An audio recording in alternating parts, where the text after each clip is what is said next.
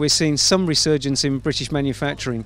As you're probably aware, British manufacturing over the last few years has suffered, not just in the aviation sector but generally, and anything where we see new initiatives coming, but in reality, as much as anything, we need governmental support to boost our manufacturing industry, for the good of the good of the United Kingdom as a whole. The opportunity to actually put something back into the GA community is probably the biggest thing for me.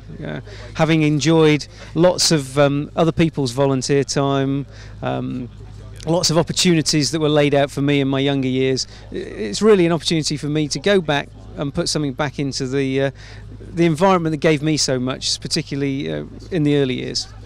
The LAA is really one of the key organisations in supporting recreational flying in this country, both through building programmes, through modification of existing aircraft, but also through initiatives such as the coaching scheme, trying to improve the quality of post-graduation flight training, and also, trying to see if people can get the best out of their aircraft that they've bought, the most fun, and maybe learn something from that's slightly outside of what we might say the box. Well, we're actually a delegated power under the Civil Aviation Authority. The Civil Aviation Authority delegates some of the regulation of some of the aircraft within the UK register to the LAA, and also likewise to the BMAA for the microlight class of aircraft. We are effectively under the CAA's authorisation, and the CAA are under EASA's rulemaking. LAA is a member of a European organisation called FITA, which is a group of similar associations that are working together with European counterparts to build a European view of recreational aviation. I think that's a very difficult question to answer. I think they are two very different organisations in terms of the way that the FAA regulates and the CAA regulates under EASA.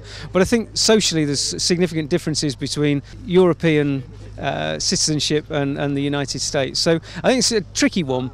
I think with anything you can look at both systems and pull good and identify bad things from both. So I would say there's always an opportunity to cross-learn and come up with mutual understanding.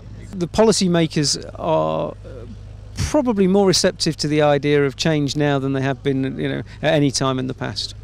I think if you look across general aviation as a whole, and you look at flying clubs, airfields, the same demographic is represented in each of those locations. I think all of the organisations within the GA community need to work together to make our sport, recreation, more universally accepted and more universally subscribed to.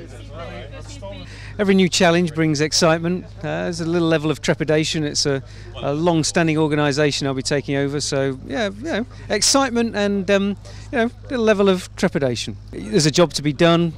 We have some things that we need to do in the next few years, and we'll focus on those and get those done. I think the plane ride was super cool, extremely cool actually.